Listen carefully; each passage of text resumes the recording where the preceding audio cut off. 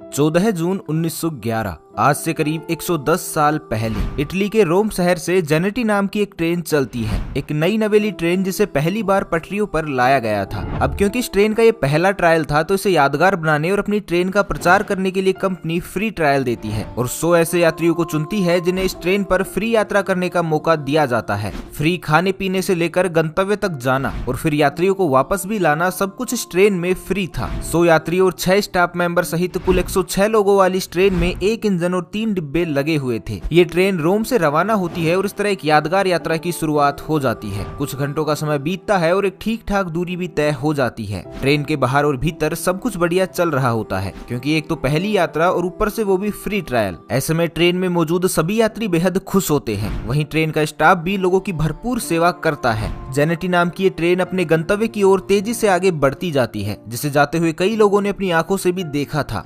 यहाँ तक तो सब कुछ ठीक था, लेकिन इसके तुरंत बाद वो हो जाता है जिसे सुनकर आप सब हैरान रह जाएंगे। जेनेटी के रास्ते में अचानक एक सुरंग आती है जिसका नाम था लोम्बार्डी टनल। वो सुरंग जिसकी लंबाई 1 किलोमीटर थी। अब यहाँ होता ये है कि ये ट्रेन इस सुरंग के अंदर तो जाती है, लेकिन दूसरे छोर से ये कभी बाहर निकलती ही नहीं है। इसके अंदर जाते ही एक 3 डिब्बों वाली ट्रेन हमेशा के लिए गायब हो जाती है, जो ना तो तब ढूंढने पर मिलती है और ना ही इसका पता आज 110 सालों के बाद भी लग पाया है। जी हाँ दोस्तों, जिस तरह आपको हैरानी हुई है ठीक उसी तरह उन लोगों को भी हुई थी जो इस ट्रेन का बेसब्री से इंतजार कर रहे थे। वो लोग जिन्होंने इस ट्रेन को सुरंग तक जाते हुए देखा था, वो लोग जिन्होंने इस ट्रेन को हरी झंडी दिखाकर आगे पास किया था। जब कई घंटों तक उन्हें इस ट्रेन के बारे में कुछ भी पता नहीं चला तो हर तरफ एक हड़कंप मच गया और ये बात समूचे इटली में आग की तरह फैल गई कि 106 लोगों वाली एक ट्रेन लोम्बार्डी नाम की एक सुरंग में गायब हो गई है। इस घटना के तुरंत बाद इसकी जांच शुरू कर दी गई क्योंकि 1 किलोमीटर की सुरंग को पार करने में अब ट्रेन को 1 दिन से ऊपर का समय बीत चुका था, जिसका केवल एक ही मतलब था कि जेनेटी किसी हादसे का शिकार हो चुकी है और उसके साथ असल में क्या हुआ है ये जानना अब बेहद जरूरी था। सभी का शक रहस्यमयी सुरंग पर ही था, तो सुरंग के चप्पे चप्पे को छाना गया। लोगों को शक था कि कहीं सुरंग में कोई गहरी खाई या खुफिया रास्ता तो नहीं है जहां ट्रेन रास्ता भटक कर चली गई हो और दुर्घटनाग्रस्त हो गई हो। लेकिन आपको जानकर आश्चर्य होगा कि ना तो उस सुरंग में ऐसा कोई खुफिया रास्ता मिलता है और ना ही ट्रेन का कुछ पता चलता है। धीरे धीरे समय यूं ही निकलता जाता है और जब जांच का कोई नतीजा नहीं निकलता और ट्रेन का कोई भी सुराग नहीं मिलता तो ये बात मीडिया में पहुंच जाती है, जिसमें इटली की अच्छी खासी बदनामी होती है क्योंकि उसके 106 नागरिक रहस्यमयी रूप से गायब हो गए थे, जिनका पता लगाने में इटली अब तक नाकाम था। हालांकि मीडिया की इस बदनामी ने इटली को एक उम्मीद की किरण तब दी जब मैक्सिको के रहने वाले 2 व्यक्ति अचानक से सामने आते हैं और ये दावा करते हैं कि वो लोग इस यात्रा का हिस्सा थे, लेकिन टनल से पहले ही वो लोग ट्रेन से कूद गए थे।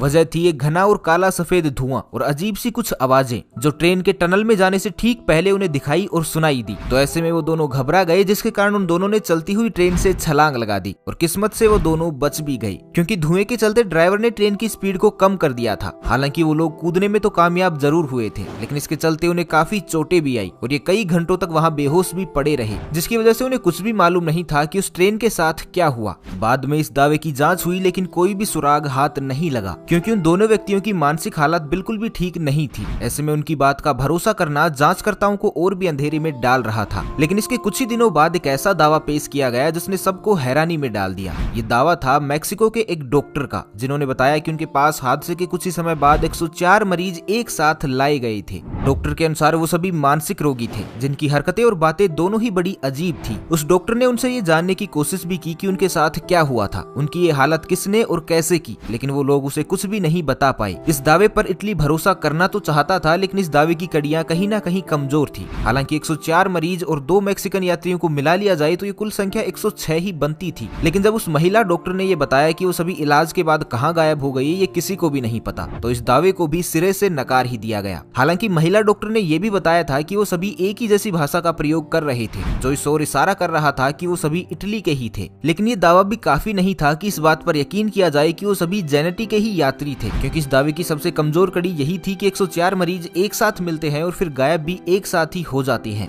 समय के साथ लोग इस हादसे को भूलने लगे, जिसके चलते जांचकर्ताओं ने भी सबूतों के अभाव में जांच को कहीं ना कहीं रोक दिया था और तब से लेकर आज तक ये ट्रेन हादसा एक रहस्य बनकर ही रह गया। लेकिन यहाँ जांच भले ही रोक दी गई थी, लेकिन समय समय पर इसके बारे में दावों का सिलसिला कभी नहीं रुका। ऐसा ही एक सबसे बड़ा दावा तब किया गया जब ये पता चला कि इस ट्रेन को हूबहू अलग अलग समय पर अलग अलग जगहों पर देखा गया है। कभी ये ट्रेन रोमानिया में देखी गई तो कभी रसिया में। इसे जर्मनी, मैक्सिको और यहाँ तक कि भारत में देखे जाने का दावा भी किया गया है और ये भी बताया गया है कि इन सभी जगहों पर जेनेटी का वही मॉडल और हूबहू 3 डब्बों वाली वही ट्रेन देखी गई है जो लोम्बार्डिया में गायब हुई थी। ऐसी ही एक आप बीती है यूक्रेन के जावालिची स्टेशन की, जहां पर जेनेटी जैसी एक 3 डिब्बों वाली ट्रेन पहुंचती है। रात का समय था और स्टेशन भी बेहद छोटा था, जहां केवल उस समय एक ही व्यक्ति मौजूद था और वो था स्टेशन का मास्टर, जिसके द्वारा बताया गया कि उन्होंने इस ट्रेन को अपनी आंखों से देखा है, जो बिना पटरी और बिना किसी टाइम टेबल के स्टेशन पर आती है और फिर स्टेशन को पार भी कर जाती है। पहले तो उन्हें लगा कि उन्हें कोई धोखा हुआ है, लेकिन जब वो गौर से देखते हैं तो वो सचमुच की एक ट्रेन ही थी जो हूबहू जेनेटी जैसी ही दिखती थी। लेकिन फिर बाद में ये ट्रेन आगे बढ़ते बढ़ते पहाड़ों में कहीं खो जाती है। ये देख स्टेशन मास्टर बेहद घबरा सा जाता है और इसकी जानकारी स्थानीय अधिकारियों को देता है। लेकिन जब इसकी जांच होती है तो पता ये चलता है कि वो जगह जो स्टेशन मास्टर ने बताई थी वहाँ एक इटालियन कब्रिस्तान था, जहाँ करीब 2000 से ज्यादा सैनिक दफन थे। हालांकि इस रहस्य के पीछे का रहस्य तो कभी नहीं खुल पाया, लेकिन इस व्यक्ति ने ट्रेन का जो हुलिया बताया उसने सबको हैरान जरूर कर दिया, क्योंकि उसने जो ट्रेन का हुलिया बताया था वो हूबहू जेनेटी से मिलता था, जिसके बारे में उस स्टेशन मास्टर ने कभी भी और कुछ भी नहीं सुना था। इसी तरह का एक दावा मेक्सिको से भी किया गया कि जब मेक्सिको में इस ट्रेन को देखा गया तब समय था साल 1840, मतलब जेनेटी ट्रेन के स्वरूप में आने से भी करीब 71 साल पहले ही ये ट्रेन मेक्सिको में देखी जा चुकी थी, जबकि इसका असल रूप 1911 में तैयार किया गया। ये बात इसलिए भी रहस्यमयी है क्योंकि 1845 के बाद इसे पहली बार 1911 में ही देखा गया था, जब ये सचमुच जेनेटी के रूप में आई और आते ही गायब भी हो गई, जिसका लिखित इतिहास आज भी इटली में दर्ज है। तो अब सवाल ये उठता है कि आखिर एक ट्रेन जो अलग अलग समय में अलग अलग जगह पर देखी तो गई, लेकिन सभी जगह से रहस्यमयी रूप से गायब भी हो गई,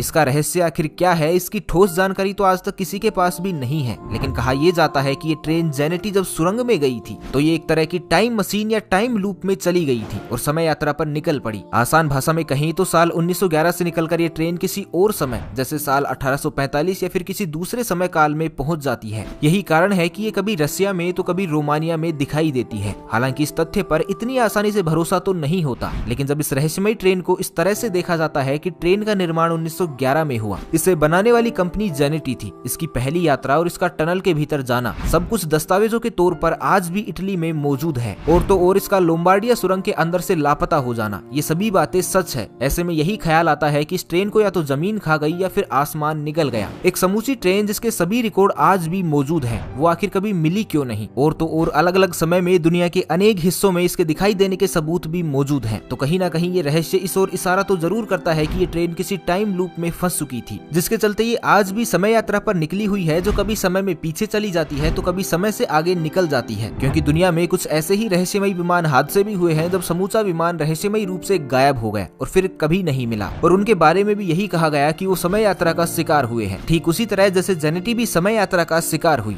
तो दोस्तों, आपको क्या लगता है उस ट्रेन के साथ क्या